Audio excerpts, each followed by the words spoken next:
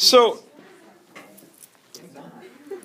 politics in the Gilded Age, you'll see a pattern because we've checked in, Jacob, we've checked in with the political parties several times now.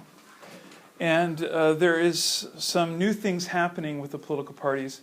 We noticed the foundation of the political parties with after the constitutional debate was settled. We had the Federalists and then the Democratic Republicans. And then the Federalists died out after what war? 1812. War of 1812. And then we had this so-called era of good feelings. Then we had Jackson. He shortens Democratic Republican to the Democrat side. They're Democrats now. And then an anti-Jackson party gets created, the Whigs. And then a flurry of new parties in mid-century. Yeah, and then the 1850s happen and the parties start to split on what issue? Slavery. And then that kind of sets up the conditions that are more or less around today, with one big difference. So the conditions that are on today is we have two parties, Democrats and Republicans, but the Republicans are the liberals and the Democrats are the conservatives, although you'll start to see that there are some things that start to change slowly, and then they're completed by the Great Depression time period. So obviously, in the Gilded Age, we would have to start with Thomas Nast and his depictions of the elephant and the donkey. All right, so let's take a look here. Let's look at the Republicans. What are they about? They're more conservative culturally, not politically, of course, because they're arguing, for instance, for African American, freedom with the 13th Amendment, 14th with the free citizenship, and 15th, vote. free citizens vote. So the 15th Amendment, the vote. But in general, the Republicans are kind of the party of the older immigrants, the WASPy types, white Anglo-Saxon Protestants. So if you're a Republican, you're likely a native-born white, so you've been here for a while, or a Southern black, African American, freed slave, who are voting the party of Lincoln for a long, long time until FDR gives them a reason to not vote the party of Lincoln. If, in fact, they're able to cast their ballot. Most likely a Protestant. The Republicans are deeply kind of stewing in maybe the legacy of the Pilgrims and Puritans, certainly Second Great Awakening, because Second Great Awakening got everybody supercharged about, making differences and bringing change. So the Republicans are believers that the power of the government can be used to create social change. That's a liberal position. Quite possibly, I think probably even say likely, a Union Civil War veteran, and that's going to be important when we get into the individual presidents and how they use the event of the Civil War for political gain. Yeah. And so this is what I was just talking about. The progressive reformers, the ones who believe that government is a tool for social change, they're also in the party. But they're a very important element in the Republican Party, and they will eventually defect slowly into the Democratic Party, and then the more conservative elements will stay. A big moment is during Taft's presidency, the big guy. And we'll talk more about him when we get there. They generally support higher tariffs. So let's do a quick bit of review. We know that what region typically favors high tariffs? What region? You know what, Blake? thank you for coming. You've contributed already. We're going to ask for some other, yes? Yes, the north and the east. And which areas tend to not favor tariffs? And we're going to go to the southeast here. South and west. Yeah, I should have probably gone over there. But, so the tariffs, because they are favored by people in the northeast, what northeastern phenomenon makes the connection logical and understandable? What's in the northeast that needs to be protected?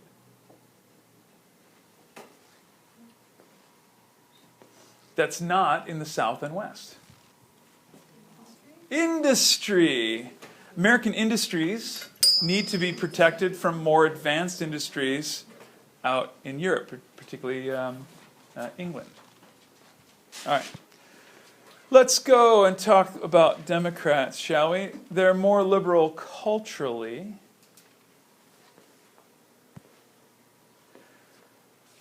But here's a conservative aspect politically. They're less inclined to interfere with business. That's called laissez-faire, laissez-faire. Allow to do, or just leave alone, let alone. Hands off, sometimes it's interpreted as saying. Now, in general, this is kind of the philosophy of the time period. But the Democrats really emphasize this. When the progressive presidents come, they're the next set. The progressives are a reaction against the Gilded Age. And the progressives, whether they're Democrats or Republicans, say no. The government is the only entity powerful enough with the most resources to deal with all the problems that the Gilded Age are giving to us. Corrupt politics, unsafe working conditions in factories, expanding cities without much of a plan, all the poverty and slum conditions. The Democrats is the party of outsiders, the misfits, the people with hyphenated names, like Italian American, that sort of thing.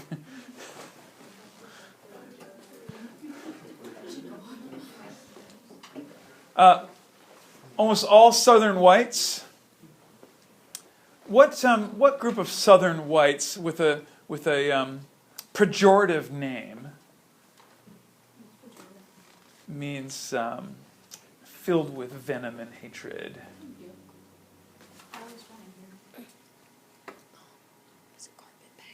Well, those were Northerners. Carpetbaggers are Northerners. Scalawags, whispers. Carly. Most immigrants, Roman Catholics, were also Democrats, as were Jews. So that third bullet point, outsiders. Pony Boy would have been a Democrat. Get it? The Outsiders, Pony Boy. No, does anyone read that book anymore? Do you guys know that? Okay. And to some extent, there's still some elements here, but I think today, in light of our recent election, I think what we're seeing is that more and more the Democratic Party is a power in cities, and the Republican Party is a power in the suburbs and the rural areas. And they support lower tariffs. They represent people in the South and the West for whom tariffs hurt them because they don't, their products don't get protected. And they have to import manufactured goods, and tariffs have an effect of raising prices. Plus, other countries will retaliate with tariffs on their products, whatever they export, whether that's something from the earth like they mine or something they grow like corn or cotton or wheat. Countries would say, well, we didn't sell enough of our manufactured goods to you because of your tariffs, so we can't buy as many goods from you. We have been, since the 80s, roughly, maybe a little bit earlier, generally on a free trade footing, which means we still have tariffs, but generally the idea is to lower them as much as possible. And we'll talk more about things like NAFTA, which came out in the early 1990s, the North American Free Trade Agreement, and other free trade agreements around the world. That's kind of the trend. Donald Trump and Bernie Sanders, on the other side, they were talking about raising tariffs and getting in the way of free trade. And so that's very counter to the trend. So Mr. Trump has talked about putting up 20, 30% tariffs against American companies that send factories overseas and want to sell back into the United States. And the opinions are mixed about that, maybe even favoring people that would say, I don't know if that's a good idea. We'll see. Well, we're going to go to the Republicans because it's a Republican era. The Gilded Age is a Republican era. In fact, there's only one Democrat in the bunch of all these presidents we're going to meet. And who is that one Democrat? He also has the distinction of serving 2 non-consecutive terms, the only president to have done so. He had a rubber jaw, a prosthetic rubber jaw, because he got mouth cancer because he smoked cigars a lot. Wasn't that, was it Grant? Nope. Well, they all smoked cigars, but yeah, Grant got away with it. Actually, he didn't. No, he died of cancer too. Yeah. Whoops. Grover Cleveland is the answer. Yeah. So the Republicans are divided in the Gilded Age as they were divided today. Well, because Trump's vision of republicanism seems to have won, which is very different than mainstream conservatism. So Trump and Paul Ryan, Speaker of the House, are very different types of Republicans. So, for instance, Trump has made a lot of noise about forcing drug companies to reduce the costs of their medication and allow things like Medicare, Medicaid, to bargain with the medical producers, the drug producers. That's not a position that the Republicans have generally favored. And that's just one of many areas. So there has been a split between establishment Republicans today and now this Donald Trump wing that's grown up in this last year. Well, back then there was a similar divide in Republicans, and there were the stalwarts and the half-breeds. A stalwart is somebody who stands true. You're stalwart.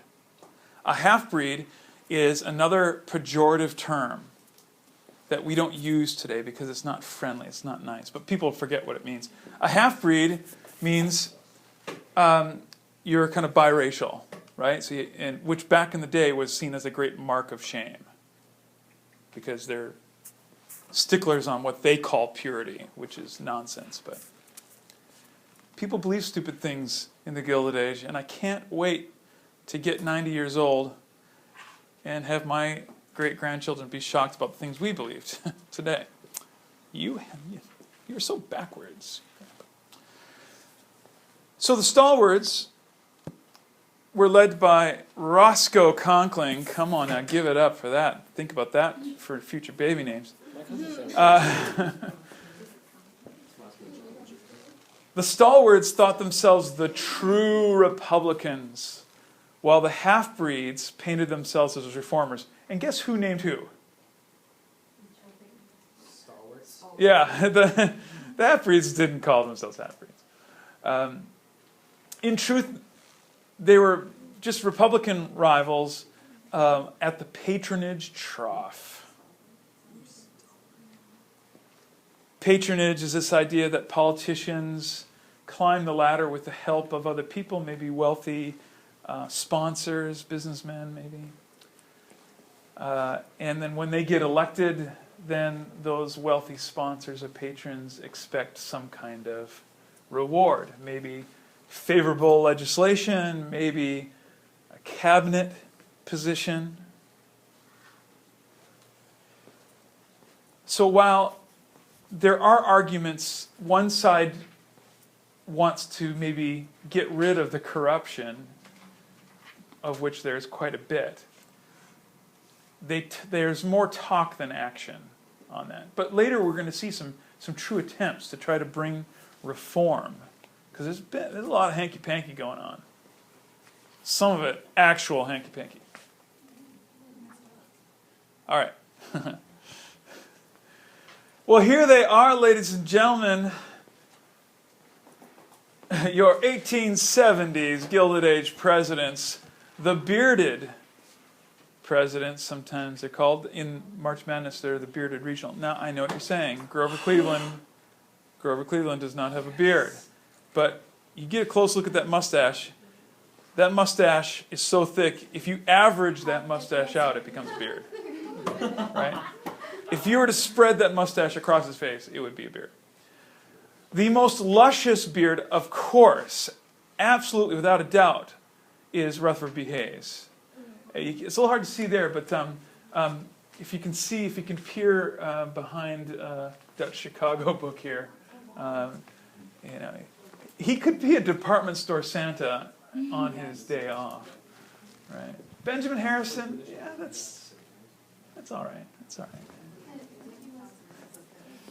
All right, so let's We call them the Beardy Bunch. the Beardy Bunch, sure. Here's a story of Grover Cleveland. All right. Let's talk Grant. U.S. Grant. Ulysses S. Or during the Civil War, he got a nickname, Unconditional Surrender, G-Rant. Well, Grant wasn't much of a politician or even politically minded. He'd only ever voted once, and that was for a Democrat. I don't know who. Maybe Franklin Pierce or something. His biography is pretty checkered. Struggles with alcohol, struggles with making a living, tries a lot of different ventures and fails. He was even failing at being a warrior until about halfway through the Civil War. Well, maybe that's being not fair enough, but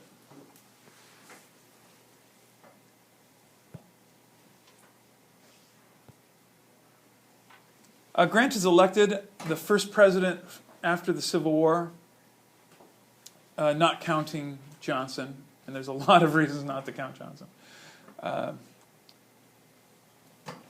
He's elected with the enthusiastic waving of the bloody shirt. The bloody shirt, of course, is a reference to the fighting, but the blood of whom? Of the Union soldiers that died for the great old cause of Union, and then later on, getting rid of slavery. So sometimes they would say, you shot against Democrats, and so now I want you to vote against them too. So the Democratic Party, because they were so heavily focused in the South, the Republicans are a regional party for a long, long time. In fact, it's such a long time. How long was it? It's not until my lifetime that the Democrats move, or the Republicans move in to the South in a big way. Which president really broke in. Now, other Republican presidents got Southern support, like Nixon, but which president really cracked open the Democratic South? Yes, they were called the Reagan Democrats. Yeah. You're having a good morning today, all right. So the Republicans remind the nation of democratic treason. These Democrats are the ones who split up the Union. They're the reason why your uncle or brother or father is dead or is hobbling around on crutches or is mentally not quite, well, Uncle John was never mentally quite there, so we can't blame that on the Democrats. But anyways, the war actually made him more tolerable. Grant presided over a very corrupt government. He himself, it never quite touches him. I think it's safe to say that we can still blame him because that's what we do. We blame historical figures.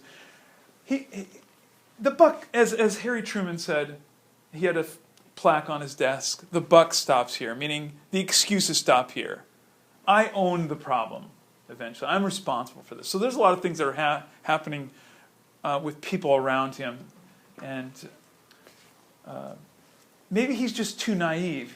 He just couldn't, play the political game as well as he should have. So there's a number of scandals. One, the most famous one associated with his presidency is Credit Mobilier. And this has to do with the construction of the transcontinental rail line, and it's on the Union Pacific side. So remember, there are two railroad companies. There's Union Pacific that's building from east to west, and then what's the other one from California? Central Pacific, yeah. Well, the Credit Mobilier scandal is on the Union Pacific side, and this was kind of a shell company. And the idea is that this was the company that Union Pacific hires to construct the rail line. And so then they say, well, it's going to cost us this much. But what they do is they vastly overcharge. So they build the rail line, but much of it is, as soon as they get to Promontory Point, in Utah where the golden spike is spiked, they basically have to go back and fix all the things that they did because it wasn't done so properly. Anyway, so they overcharge for it. They build the railway, but where does all that other money go? Into their pockets or handing out to politicians, you see? So that's a scandal. And who else does this sort of thing? Yeah, the political bosses do. Excellent. Another is the whiskey ring, a scam to skim off profits on the sales of whiskey. Another is the Indian ring, a scam to cheat Native Americans because we haven't kicked them hard enough yet. So Native Americans that went onto the reservations, they became basically wards of the state. They became under the sovereignty of the U.S. government. And so every year a certain amount of money is set aside to take care of Native Americans on reservations. So the various people responsible say, oh, I got this huge chunk of money to provide food and clothing and shelter and all the other necessities because many of these reservations are in places that they're just kind of terrible places that aren't self-sufficient. So I got this huge chunk of money to take care of Native peoples. And so what they did is they bought the worst, cheapest junk you could imagine, right? And then, oh, look we saved all this money. Where did that money go? Not to the natives. Let the record show that I pointed to my pockets.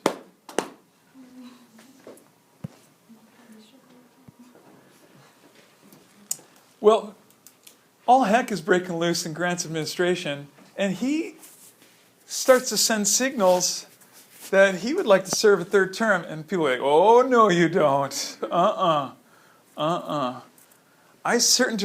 remember a certain president who set the precedent.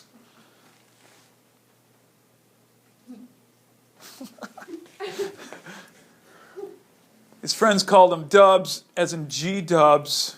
No way, you're no Washington. You're no Washington, forget about it. And he then retires from politics, and he gets in a lot of financial trouble, and coupled with this, he's dying. And his family, if he dies, his family will be destitute. It's hard to imagine because all of our recent presidents have been pretty big bucks people, wealthy. Even Jimmy Carter was wealthy, right? They were all really wealthy people, and that's only they've only gotten more and more wealthy. So it's hard to imagine a president in danger of true poverty, like his family were going to be destitute. And so here he is, he's dying of cancer. And he says, the only thing I have is my stories, are my stories. And he starts writing his autobiography, and you just imagine this, he's writing, and then there's a clock ticking, because he's getting sicker and sicker and sicker. He's got to finish this thing. And he manages to finish his autobiography right before he passes away. And it becomes a huge bestseller. And it saves his family. His family gets an income now from this. In fact, historians today still count Grant's autobiography among the finest written by presidents. So it was quite an achievement for him, that last thing he does before he dies. Here's a very well-known cartoon. It's been on the AP test before. There is Grant, and he's trying to hold up the various officials under him, different people in his government, in his cabinet, and there's different references to the different rings there. The band that's in his teeth that's kind of holding everything up, it just says corruption, and it's stretching.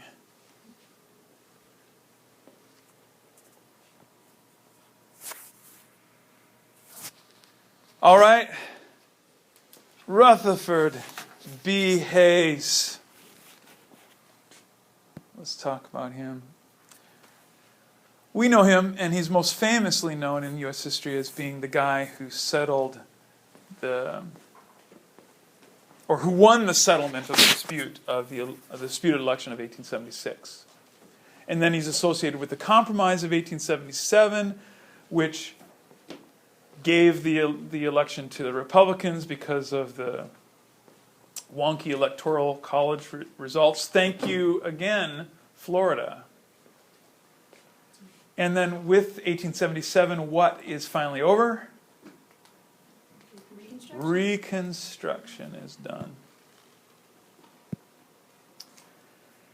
He advocates a return to the gold standard, and we're going to talk much more about monetary policy. It's a huge deal. We heard a great presentation about gold and silver and paper money.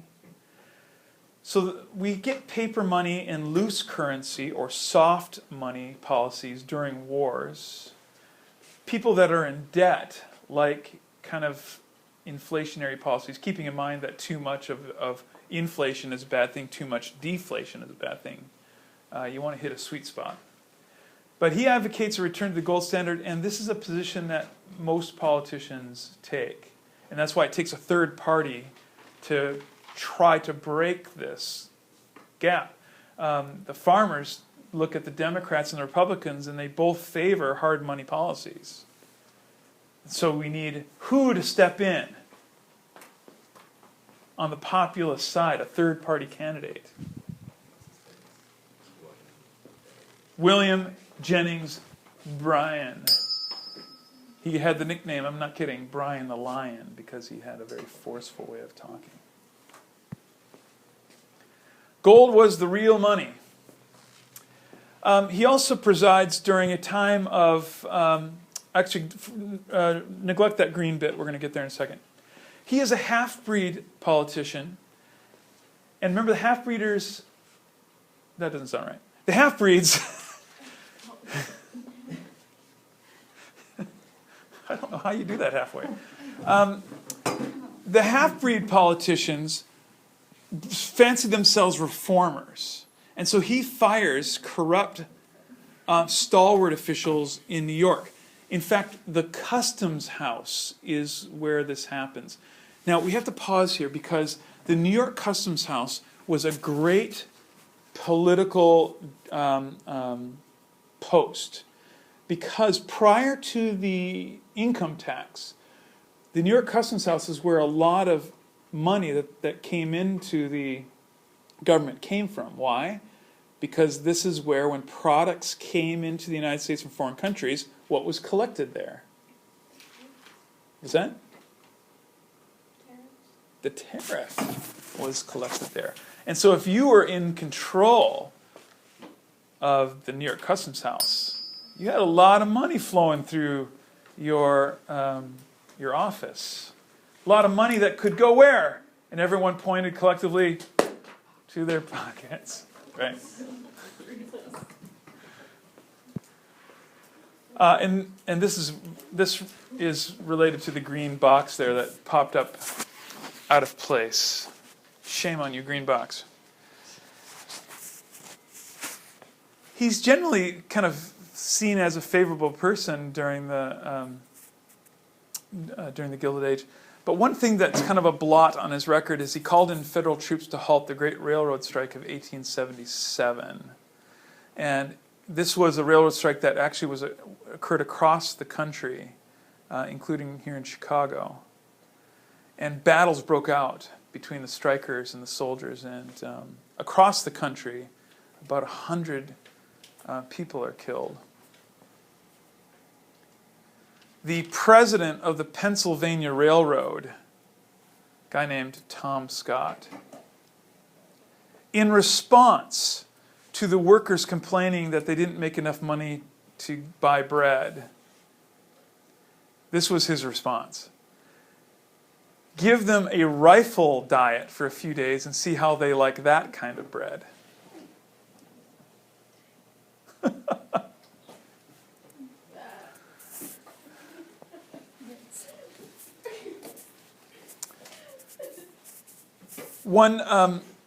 One Gilded Age banker, I'm forgetting his name now,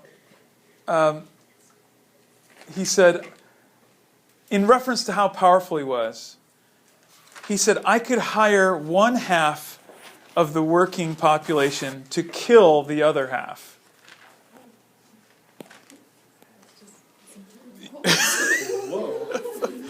Right. So it's not a surprise that the next group of presidents are called the progressive presidents because of those kind of attitudes out there. Now, the progressives, as you'll see, they got their own problems, and we'll get there when we do. All right. Behave now. Come on now. Oh, there we go.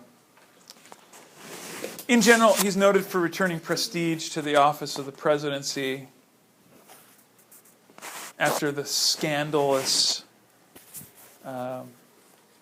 Grant administration. And that's something to keep in mind, that presidents are judged kind of in their neighborhood, right? So this president is better than this president because of who came before them. Or this president was weak because people remember the president that came after. It's not like anyone's comparing Hayes to Washington. Here's a cartoon, and this one's kind of detailed because people were smarter back then. Our cartoons are relatively simple because we don't read books or the newspaper, or we don't have a vocabulary either. So, can you tell what scene is being played out here? Oh, it's Cinderella. Yeah, it's Cinderella and the so-called haughty sisters. It looks like we'll have to stop there.